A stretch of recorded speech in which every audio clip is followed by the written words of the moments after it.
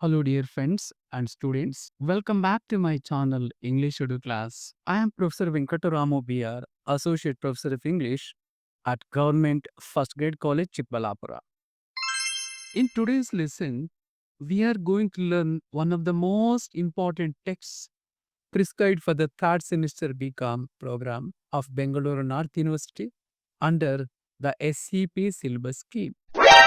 We will be studying Mahatma Gandhiji's historic speech on the eve of the Dandi March, delivered at Sabarmati Ashram, Ahmedabad. In this video, I will explain the speech paragraph by paragraph, summarizing it in simple and easy English so that you can understand Gandhi's powerful message of truth, non-violence, and courage. This explanation will also help you in your examinations and give you a deeper appreciation of our freedom struggle. So, let us begin our journey into this inspiring speech of the father of our nation. The first paragraph. Let me explain this. On 11th March 1930, nearly 10,000 people gathered on the banks of the Sabarmati River in Ahmedabad to attend evening prayer and hear Gandhi's speech. This was the day before he started the historic Dandi March against the British salt law. Gandhiji began by saying that this might be his last speech at Sabarmati and possibly even the last words of his life there because he expected the British government to arrest him. He reminded the people that he had already shared his main thoughts the day before. On this day, he wanted to focus only on what people should do after his arrest. He points out few things. The first point is the march to Jalalapur must continue as planned, even if he and his companions were arrested. The second point it tells us that only volunteers from Gujarat should be enrolled for the march. And the third important point tells us that from what you had seen and heard in the last 2 weeks, Gandhiji believed that the movement of civil resistance would continue strongly and would not be broken, no matter what the government did. Let us move on to the second paragraph, and I will explain this paragraph. Gandhiji strongly advised the people that even if he and his followers were arrested, there should be no violence and no breaking of peace. He said the entire struggle must use only non-violence as its weapon. Nobody should act out of anger and do anything wrong. This was his greatest hope and prayer. Gandhiji explained that if he and his comrades were killed or jailed, the working committee of the Congress would guide the people and everyone should follow its instructions. Until he reached Jalalapur, people should listen to his authority given by the Congress. But once he was arrested, the responsibility would pass on to the Congress leaders. He told his followers that true believers of non-violence should not remain inactive after his arrest. Instead, they should start civil disobedience against the salt laws. Gandhiji explained how the British salt laws worked. The first point it tells it was a crime to make salt without government permission. The second point it tells us that it was a crime to possess or sell salt made outside government control, even natural salt from the earth. The third point it tells us that people who bought such salt were also guilty. The fourth point he reminds us that taking natural salt from the seashore or selling it was illegal. And the important and final point it tells us even hawking or selling on the streets of such sort was against the law. Gandhiji encouraged the people to peacefully break this sort monopoly by choosing any or all of these methods.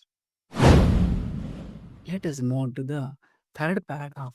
Gandhiji, in this paragraph, told the people that breaking the salt law was important, but it was not enough. He said that the Congress had not put a ban on other activities. So, wherever local workers had self confidence, they could take up other peaceful measures too. However, Gandhiji made one condition very clear. Whatever people did, it must always be done with the truth and nonviolence. These were the only means to achieve Swaraj, freedom.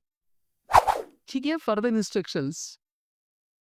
People should not act on their own responsibility without discipline. If there were local leaders, everyone should follow their orders. If there were no leaders, then even a small group of dedicated people with self confidence could carry out the program. In fact, it was their right and duty to do so. Gandhiji reminded them that history is full of examples of people who became great leaders only through courage, confidence, and determination. He said that if Indians truly wanted Swaraj and were eager to get it, they too must show the same bravery and self confidence. Finally, he encouraged them by saying that as the British arrested more and more people, the freedom movement would only grow stronger. Their numbers would increase and their spirit would become more powerful with every arrest. Let's come to the fourth paragraph and I will explain this paragraph. Gandhiji in this paragraph said that the fight for the freedom was not limited to breaking the salt laws. People could also resist the British in many other peaceful ways. He gave several examples. People could picket, protest peacefully in front of liquor shops and shops selling foreign clothes. If they had enough courage, they could refuse to pay taxes. Lawyers could stop practicing in courts. Ordinary people could boycott courts by not filing cases. Government employees could resign from their jobs. Gandhiji criticized people who are afraid of losing their government jobs. He said such fearful men were not fit for Swaraj. He explained that the number of government servants in India was only a few lakhs, while the rest of the people were not in government service. Even in free India, there would not be a need of so many government employees. For example, a collector would not require as many servants as under the British rule. India was poor and could not afford such a large expenditure on the government employees. Therefore, Gandhiji advised people to say goodbye to government jobs, whether big posts like judges or small ones like peons. He further said that everyone who was helping the government in any way by paying taxes, accepting titles, or sending children to government schools should withdraw their cooperation as much as possible.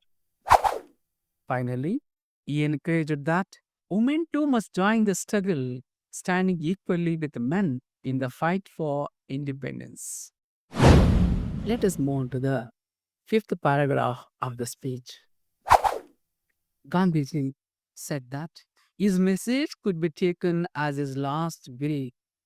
He wanted to give these words to the people before starting the Dandi March or before being sent to jail. He wished that the freedom struggle could never stop or be given up. Even if he was arrested before the march began, the fight should continue without a break. He hoped that as soon as he and his group were arrested, at least 10 more groups of volunteers would be ready to take up their place. Gandhiji expressed his faith in the Indian people. He believed there were enough men and women in India to complete the work he had started.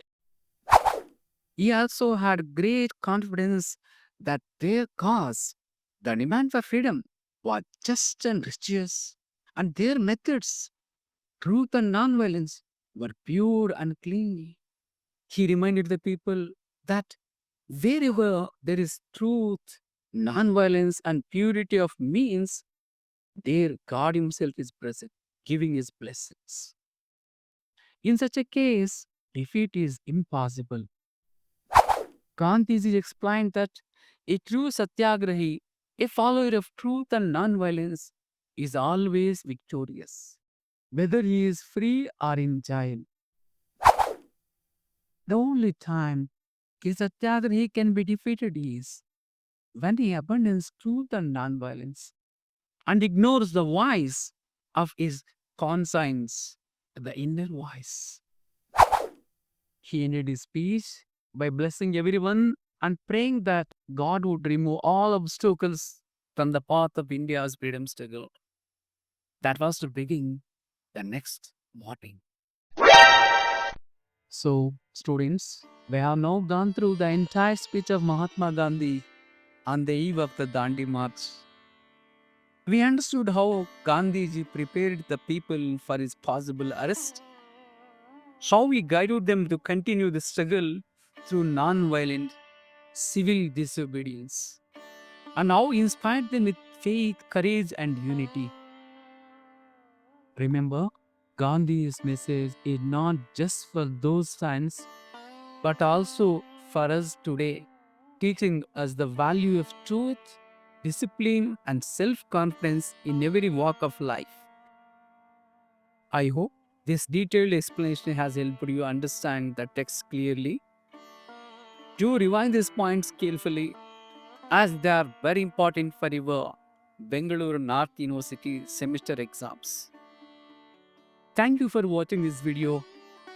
If you found it useful, do not forget to like, share and subscribe to EnglishEduClaz for more lessons on your syllabus. See you in the next class with another important topic. Until then, keep learning and keep growing.